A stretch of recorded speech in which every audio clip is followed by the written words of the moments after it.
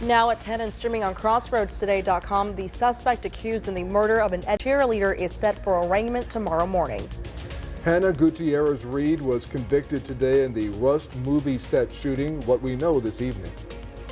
And we bring the latest election results from Super Tuesday, both state and local. Fairly mild evening out there, about 65 degrees. We're hoping for some shower activity rolling through here on Friday. We'll have all that coming up in a moment. And we have a total of 13 athletes around the area signed today, and I'll have all 13 of them in sports. You're watching 25 News now at 10.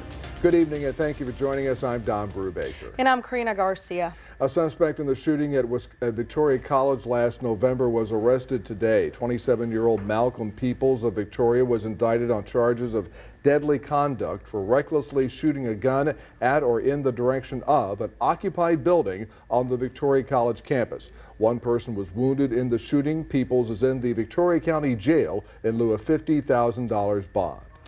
Authorities arrested a Victoria man accused of 4 charges. 17-year-old Jet Howard faces 2 charges of aggravated assault with a deadly weapon, 1 charge of deadly conduct with discharge of a firearm, and engaging in organized criminal activity. He is in the Victoria County Jail without bond. Now, the arraignment is set tomorrow morning for the man accused of murdering Edna cheerleader Elizabeth Medina.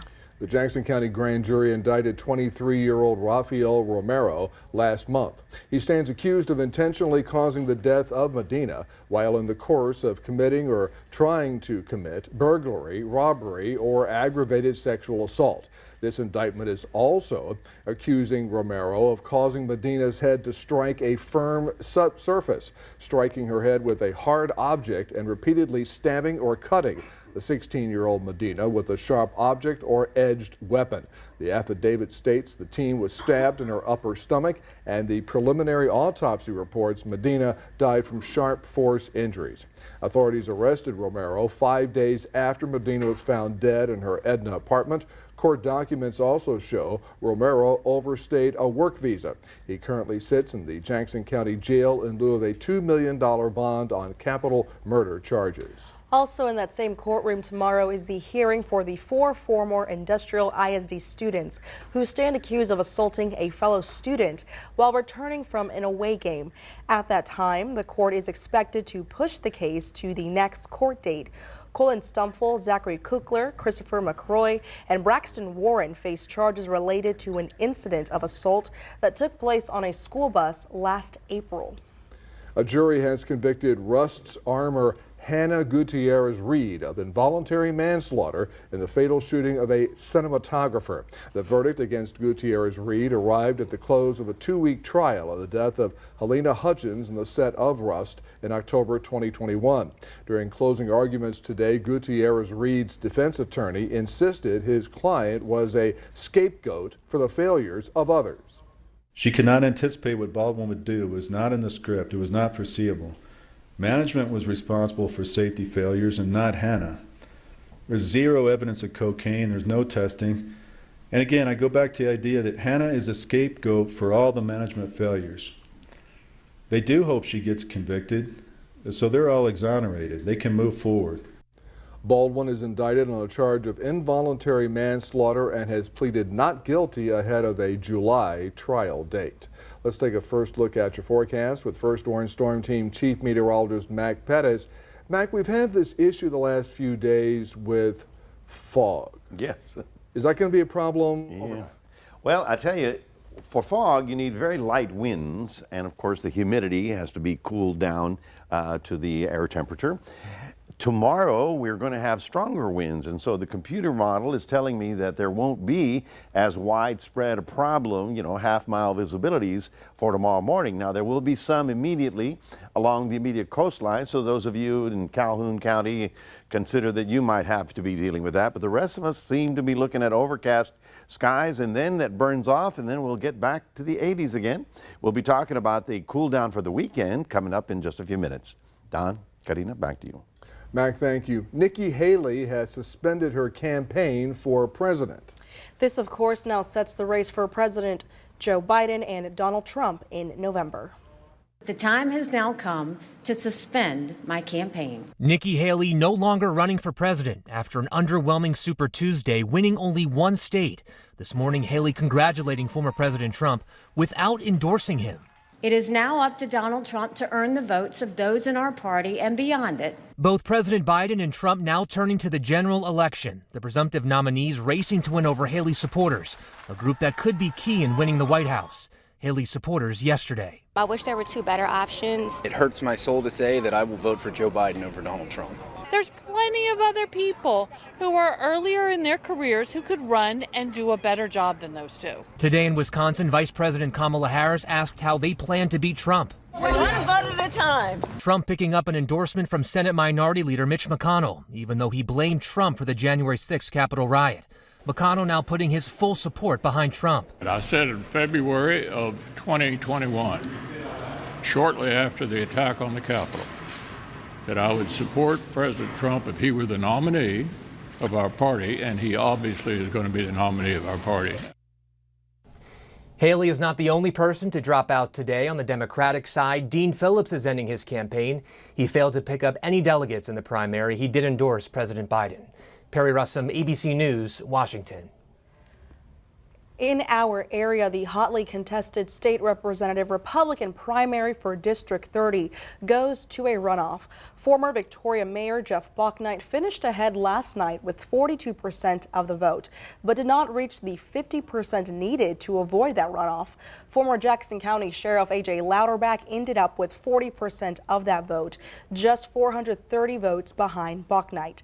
That's out of over 27,000 votes cast. That runoff is set for May 28th. The winner will face Stephanie Basham in November, who ran unopposed. Now, Stephanie Basham is the candidate for the Democratic primary in District 30. She's an advocate for sustainable jobs with fair wages, affordable housing, public education, and reproductive freedom.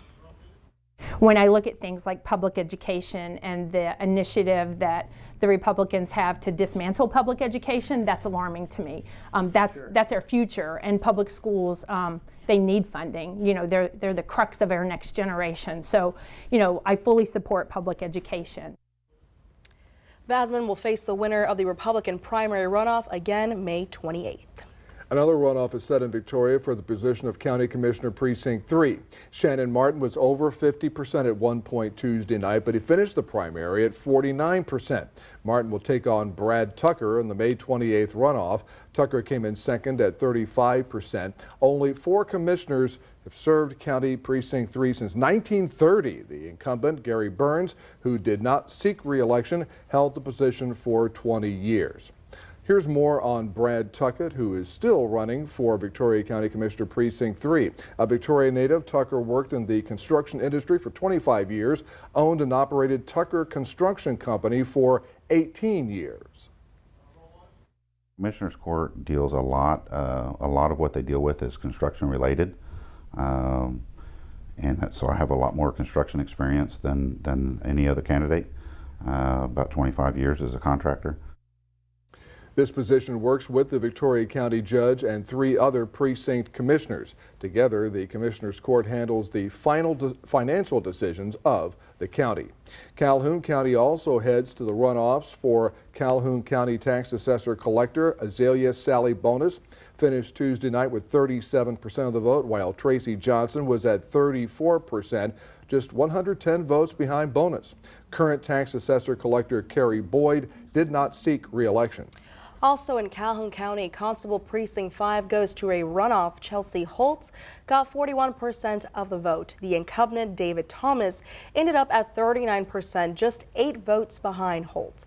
Again, that runoff set for May 28th. Here's some of the top headlines you can read in the Port Lavaca Wave. Port Lavaca's Public Works Director, Wayne Schaefer, addressed the city's boil water notice during a workshop on February 26th. Plus, residents in Seadrift have created a science club to improve the town and help out their neighbors. You can read these stories and more at theportlavacawave.com. Remember to subscribe to our YouTube channel, Crossroads Today. Hit the like button and click the notification bell so you can see Crossroads Today on YouTube. Lawmakers in Alabama are voting on new legislation to protect IVF patients and providers. That's coming up on 25 News Now at 10. Also, head students at West Texas A&M is asking the Supreme Court to allow drag shows back on campus.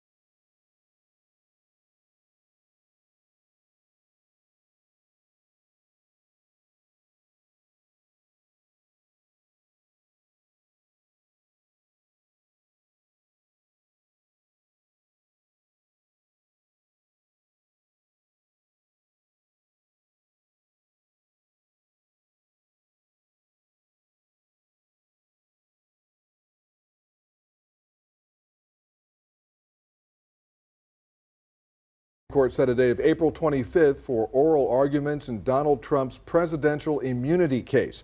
Trump's attorneys argue he's immune from prosecution because he was acting as the president at the time. He is facing a 4-count indictment in Washington, including charges of conspiracy to defraud the U.S. and conspiracy to obstruct an official proceeding.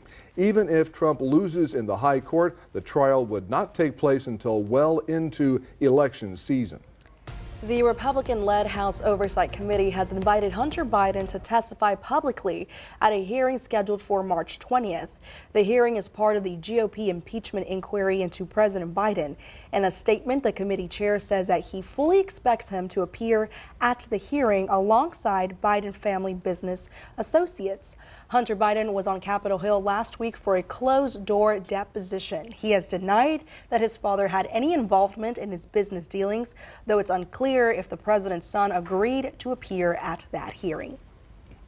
In Alabama, lawmakers in the House and Senate are voting on new legislation to protect IVF. This after the state Supreme Court ruling that frozen embryos are children. We have late word Governor Kay Ivey signed legislation protecting in vitro fertilization providers from legal liability into law tonight. New legislation could soon pass to help protect in vitro fertilization in the state of Alabama. It comes just 2 weeks after the state Supreme Court ruled frozen embryos legally qualify as children, prompting at least 3 fertility clinics to pause treatments. They look to us to provide care and to help them with their problems. That's what we're here for.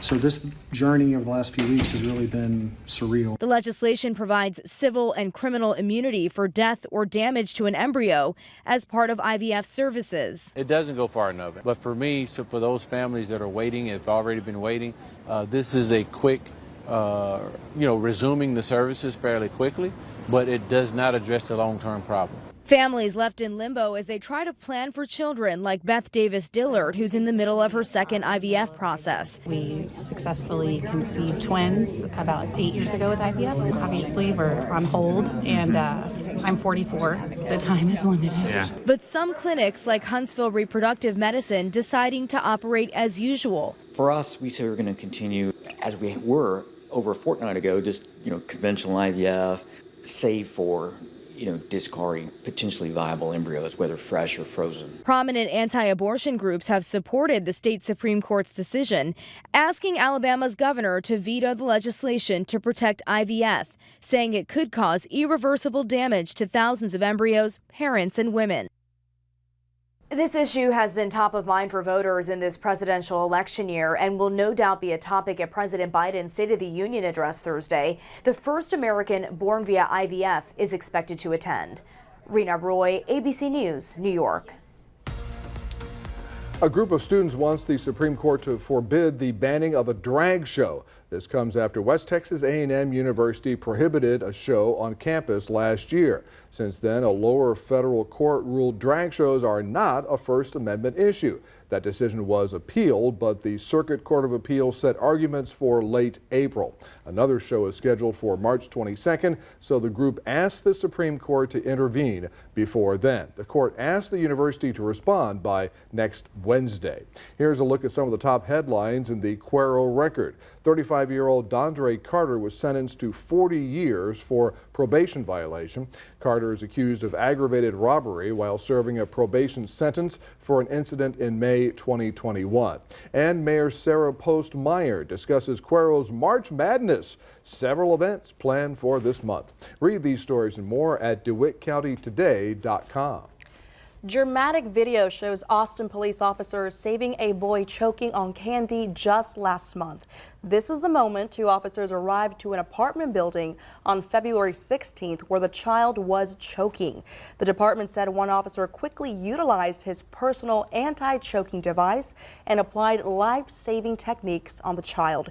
You can see the officer assist by hitting the child on the back soon, and that boy eventually began to breathe normally. Thank goodness for our officers and these life-saving techniques. Wow, pretty dramatic. Well, good evening, everyone. 64 degrees, fairly muggy out there, very humid. I think we're going to get some fog, at least along the inland areas, and that's toward the coastal areas out toward Port Lavaca. Now, we're looking at our high today, 80 degrees. Not exactly a record, but look at that, 13 degrees above seasonal average. Well, we'll be talking about what to expect on Friday because we may have some showers, and then the weekend is actually going to be cooler. We'll talk about that after this.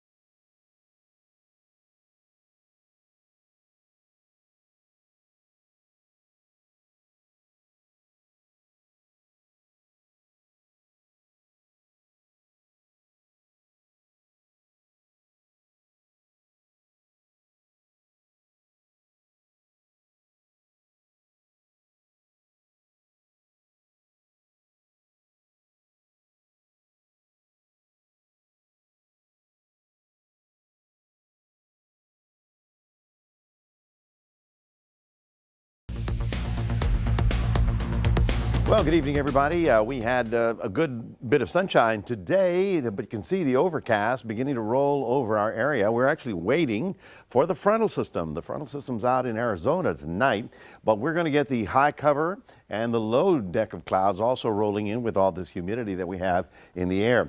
Right about here, there's our little front that is going to actually make it across the crossroads, and that is going to be giving us the possibility of rain on Friday. Now, here's the question. Will we get any fog? I don't think it'll be widespread fog like it has been for the last couple of days. The inversion has sort of shifted around on us, but I do believe that if you're along the immediate coastline down toward Calhoun County, you might see some of that, and just know it'll burn off by 9 o'clock in the morning. Now, what we're getting ready to watch is the possible fireworks up north. This is the severe storms outlook, and we look at this every season, every springtime, because this is where the big storms pop up first. Thing is, we're not invited to the severe weather. That's okay, but we do expect to get some sort of shower activity through here. We're just on the southern edge of it. I'm just looking for rain. Don't want any severe weather. I gotcha. But East Texas will be on Friday, the place where most of the big stuff will be occurring. Our atmosphere is not unstable enough for any of this to really develop through here, so we're going to sort of be watching it over the next couple of days. We do have sea fog advisory out off the coastal waters and out in far west Texas. Out in, well, let's see, that would be Van Horn, I guess. They've got a fire weather watch because of the possibility of the very strong dry winds over the next couple of days. There's, of course, our sea fog advisory for the outer waters. Now, we're looking at Future Tracker. You can see the storms right about there for tomorrow morning. And then we get another band that comes in all the way through Friday. You can see it right about there, and then it sort of rolls down toward our area. So Friday morning, sunrise to maybe 2 or 3 o'clock in the afternoon is our best shot at getting any kind of rain coming through here, because once that passes, it's over. It's gone. We got dry air going to be blowing out of the northwest, and we got some actually cooler temperatures in our area as well. So that was going to be kind of nice. So as we look at our temperatures over the next couple of days, look at that, 79, 82 Friday, and then dropping down into the 60s over the weekend with sunshine, 60 high temperature. I'm happy. That might be the last time we see that for quite some time. There you see the mid temperatures, the mid 70s for tomorrow afternoon. Most of Texas will be on the warm side of things. We're waiting for that cooler air to roll in. It's coming out there. There's the low, and there's a little front. That front will get through here on Friday morning and give us that rain opportunity. So let's take a look at your day planner for those of you in Port Lavaca tomorrow. Overcast skies early and possible fog. And then we'll call it mostly cloudy with a few breaks and a high in the upper 70s. Then for Cuero, again, fog in the no fog in the morning, but cloudy in the morning, and then a few breaks in the afternoon, cloud deck. And there you see it, 72, 79, 82, and then 60s over the weekend. That'll be nice. And don't forget that on Saturday night, we spring forward as we begin daylight saving time. That's our 7-day forecast. Thanks for joining us. Here's our QR code. Love for you to scan that. Put Crossroads Today on your phone. Here's Zach with sports. Well, they shined at their high schools, and now they get to go play college ball. We had 13 athletes signed today, and we'll have all 13 coming up in sports.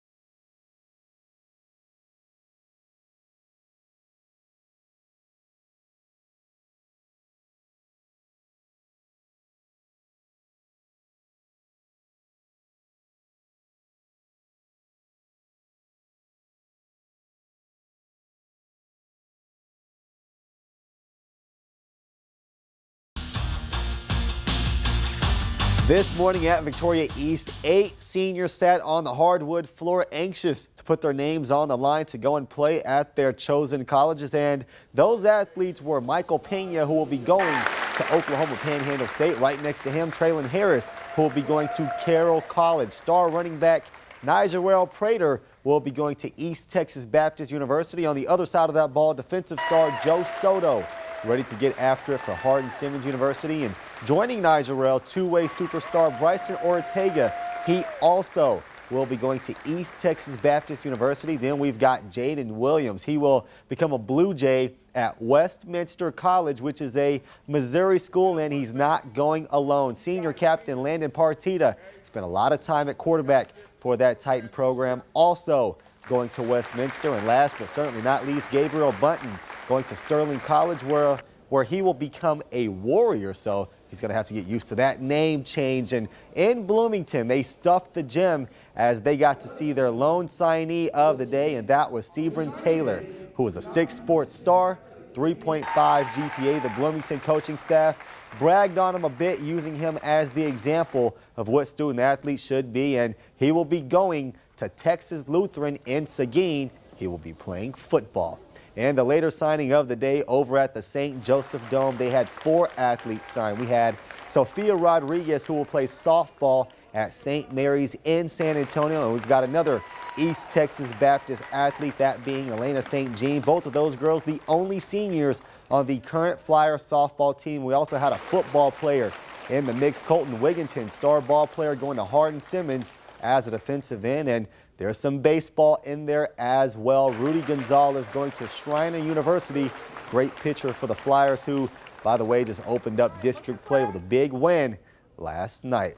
And speaking of some softball, we had some over at the Youth Sports Complex last night. The Lady Warriors welcoming Hallettsville Sacred Heart, and West leading 4-1 in the 4th inning, but a lead-off triple for the Indians gets them in business, and they drove everything they saw in this inning. They would come all the way back to tie it up at 4 apiece, but the West ladies would follow that inning up with a 3-spot themselves, but the Indians would tie it again. In the end, the West ladies do just enough to pull out the 10-8 win. Their baseball counterpart taking on Corpus Christi Moody. Strikeout here going to end the inning, but unfortunately for the West side, they just could not quite generate enough offense. They did make a decent comeback attempt, but they do lose 6-4. 13 athletes in one day, Dawn. That's you ever cover that many in your days as the sports director here? I'm gonna say yes. Probably at least. I mean, you've been here a while. I bet. She's right. Alrighty, well, stay with us. Coming up on 25 News Now at 10. We're going to take a last look at your weather with Mac. Plus, tomorrow is National Cereal Day.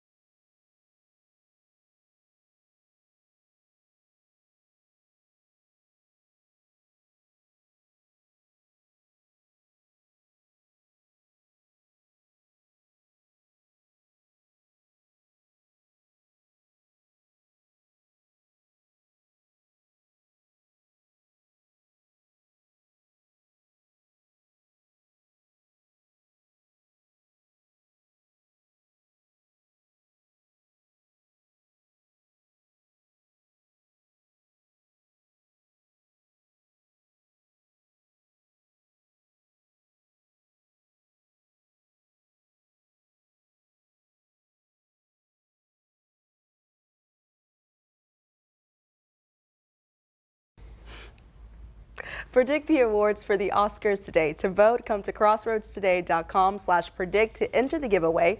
The top 3 winners will receive a $50 gift card to Dick's Food Store. Now, for makeup and hairstyling, here are your nominees. You can vote for Golda, Maestro, Oppenheimer, Poor Things, or Mac's favorite, Society of the Snow. I want to take a second here. There's one movie of this group that I've seen. Okay. Golda. Golda. Golda Meir, Yes. Israeli Prime Minister during the Yom Kippur War, October 1973. Well, from the very beginning, I mean, it was... They made Helen Mirren look exactly like Golda Meir. So if I had a vote, okay, they got the Oscar I'm for going to Golda. argue with you. But Robert Downey Jr. did not in look like- Oppenheimer played the guy of Mr. Sloan.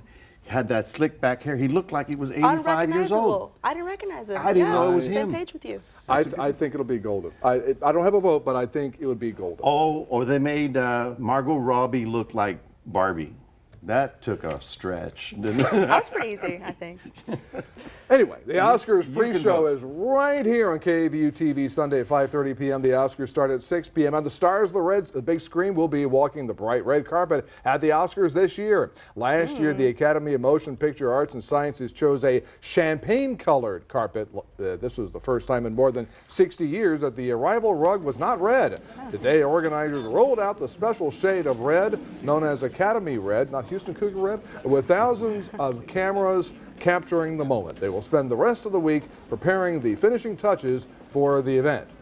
In Las Vegas, Bellagio's famous fountain shows were paused after an unexpected and rare guest. The hotel and casino shut off the fountains after a yellow-billed loon was spotted in the lake. They are considered one of the rarest birds in the country. In Las Vegas? Well, the U.S. Fish and Wildlife Service labeled them a species of conservation concern because of their small global population and habitat limitations. Biologists captured the loon this morning and relocated it to a more suitable location. And I agree with you, Mac. When we were in Las Vegas, I didn't see many loons.